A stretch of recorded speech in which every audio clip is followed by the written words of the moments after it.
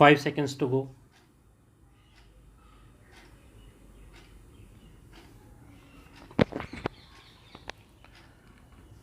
Start. I am extremely happy to be here with all of you at the International Day of the Disabled Persons. This occasion signifies the triumph of the human spirit, and India joins all other nations in saluting it.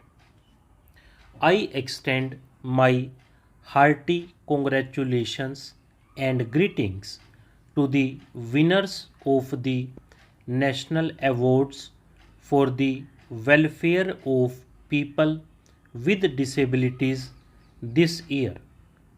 These national awards recognize the outstanding achievements of these persons with different abilities. They symbolize that disability is no impediment to attaining excellence and that disabled people are second to none in any activity. I would like to felicitate the awardees in all categories, especially the disabled persons whose extra dedication and courage have been recognized through this award.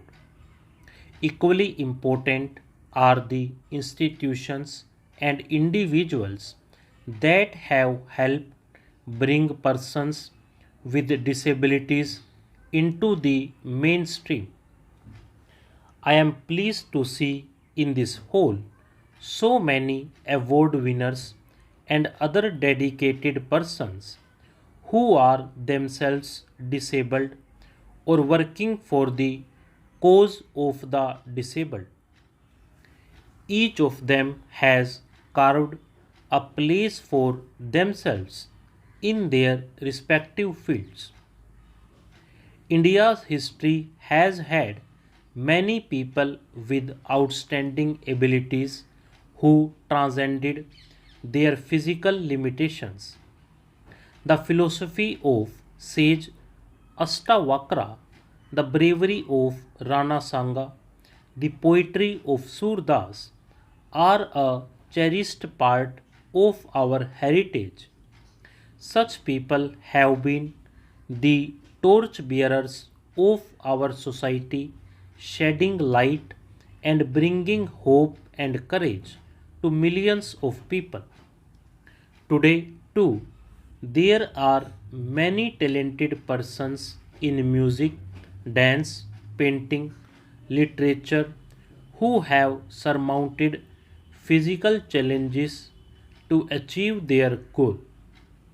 For example, the artists so dedicatedly paint using only their foot and mouth and create such wondrous pictures.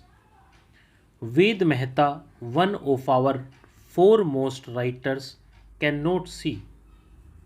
The National Award Day is an appropriate occasion for introspection and future planning. The task before us is challenging. We need to prevent disability. We also need to train and rehabilitate disabled people through education, training, and productive employment. Prevention and early detection of disability needs good health services. Nutrition, family planning, and immunization programs like the pulse polio have to be strengthened. In this connection, I am happy to announce that the National Pilot Project for Early Intervention to prepare the mentally challenged persons to integrate with family and community that I had inaugurated in June this year is being extended to cover 1 lakh children. We can take the help of technological progress for the disabled persons. I would like that the price of all such aids and appliances is reduced through appropriate social and government intervention so that even the poorest person can use these devices and improve the quality of his life. The physical environment in which the disabled live and work has to improve, facilitating access to building and public transport can go a long way to easing the difficulties which disabled persons encounter. Constructing ramps, modifying transport, etc., will help create a barrier free environment for the disabled. Such efforts would give greater autonomy to the disabled. Society owes this much to our disabled citizens as often it is the socio-economic conditions that have created the disability.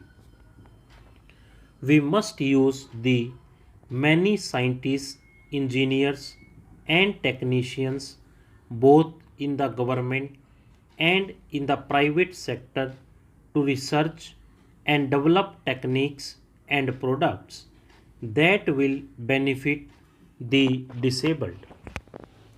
The social sector has so far been the responsibility of the government. Liberalization is now transferring more responsibility on the private sector. The government and the non government sectors have to work together, especially in the social sector. Laws have to be changed to facilitate the disabled. Society's attitude too must change from pity to active compassion. Only then can the disabled get their rightful share of all benefits that society can offer.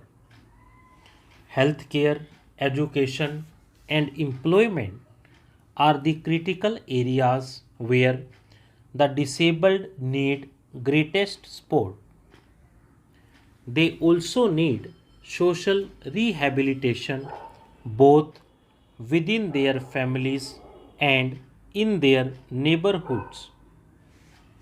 There are rigidities in the system because of which the disabled are not able to use even the facilities that the law provides. There are few facilities that will help them even cast their vote.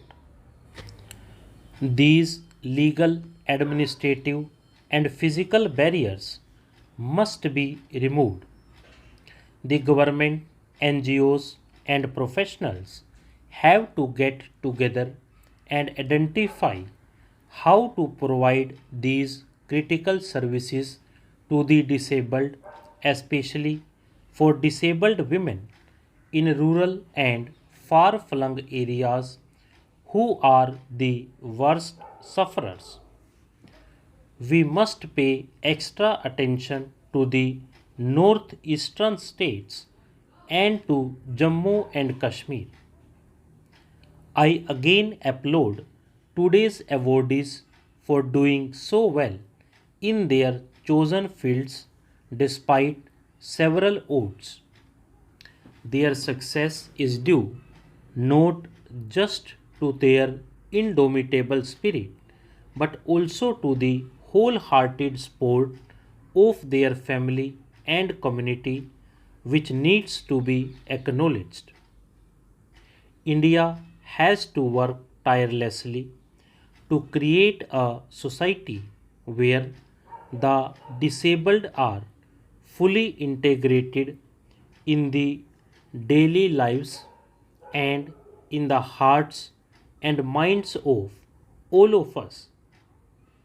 They too are a part of our precious human resources, and they too can and must contribute equally in nation building. I hope and trust that this shall be achieved in future. Stop.